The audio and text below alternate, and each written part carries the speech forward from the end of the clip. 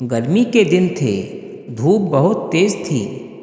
एक बैलगाड़ी सड़क पर चली जा रही थी। उस पर बोझ लदा था। बैलगाड़ी वाला अपने सिर पर छाया करके आराम से बैठा था। एक कुत्ता भी तेज धूप में सड़क पर चला जा रहा था। जब कुत्ते को धूप बर्दाश्त नहीं हुई तो वह एक पेड़ की छाया में खड़ा हो गया। थोड़ी देर बाद जब बैलगाड़ी उस पेड़ के पास से गुजरी तो कुत्ता गाड़ी के नीचे आ गया और उसके साथ साथ चलने लगा।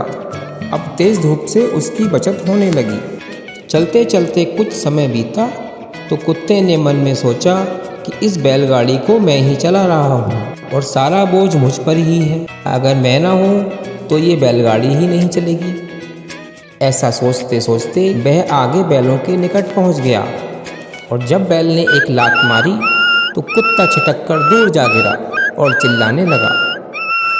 अब उसका भ्रम दूर हो चुका था जब उसने देखा कि बैलगाड़ी तब भी अपनी गति से चली जा रही थी। इस कहानी को सुनाते हुए परम संत बाबा जय गुरुदेव जी महाराज ने बताया कि दुनिया के लोग सोचते हैं कि मैं सब कुछ करता हूँ, लेकिन कितने आए और कितने चले गए, कितने ही आएंगे और कितने चले जाएंगे। फिर भी दुनिया की गाड़ी चलती रहेगी। इंसान चला जाता है किंतु गाड़ी नहीं रुकती।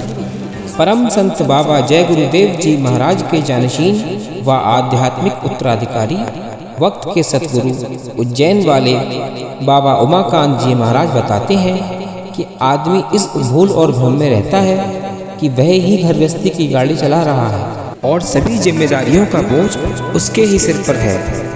घर परिवार के लिए धन संपत्ति इकट्ठा करते करते एक दिन उसका समय पूरा हो जाता है और वह इस दुनिया संसार से खाली हाथ चला जाता है। लेकिन घर गृहस्थी की गाड़ी तब भी रुकती नहीं है, वह अपनी ही गति से चलती रहती है। इसलिए मनुष्य को चाहिए कि वह अपने घर गृहस्थी के काम से कुछ समय निकालकर सत्संग सुने। जय गुरुदेव, जय गुरुदेव। नाम किसका, प्रभु का पावन नाम। हम ये थोड़ो कहते हैं घर छोड़ दो, कोई भी ये नहीं कहा घर छोड़ो। जमीन जायदाद छोड़ने के लिए किसी भी महात्मा संत ने नहीं कहा जो पूरे रहे। सभी लोगों ने कहा कि रहो गृहस्थ आश्रम में ही, लेकिन उसमें फंसो नहीं।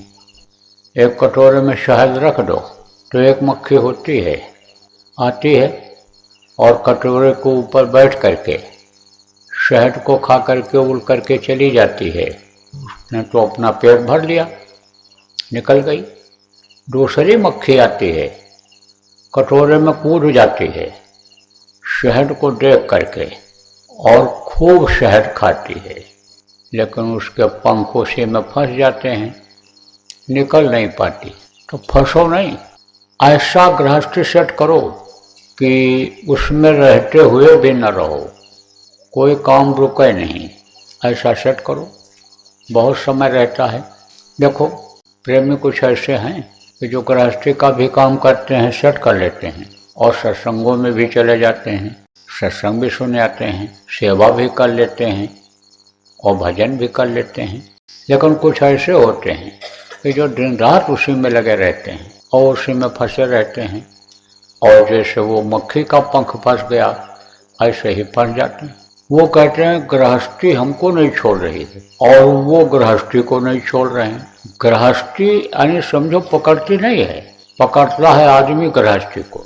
देखो कोई अस्पताल में भर्ती हो गया, रिश्तेदारी में चला गया, तो कोई काम रुकता है? कुछ नहीं रुकता है, सब काम होता चला जाता है। दुनिया से चला गया आदमी तो भी काम चलता रहता है, लेकिन जो ये सोचता मेरे बगैर नहीं चलेगा वही उसमें फंस जाता है। तो आपको समझने की ज़रूरत है। खाने का भी इंतजाम कर लो, कपड़े का भी कर लो, बाल बच्चों को भी देख लो। जो एक दूसरे का फर्ज है सेवा करने का परिवार में, वो भी कर लो। आए गए का स्वागत सत्कार भी कर लो, लेकिन इसमें फंसो नहीं, समय निकाल लिया करो। 24 घंटा में आप ये समझो कि हर कोई व्यस्त नहीं रहता है, बहुत सा समय निकलता है जो जरूरी काम से अलग होता है। तो वो समय जो निकालते हो अन्य कामों के लिए उसको भजन में लगाओ, ध्यान में लगाओ, सेवा में लगाओ।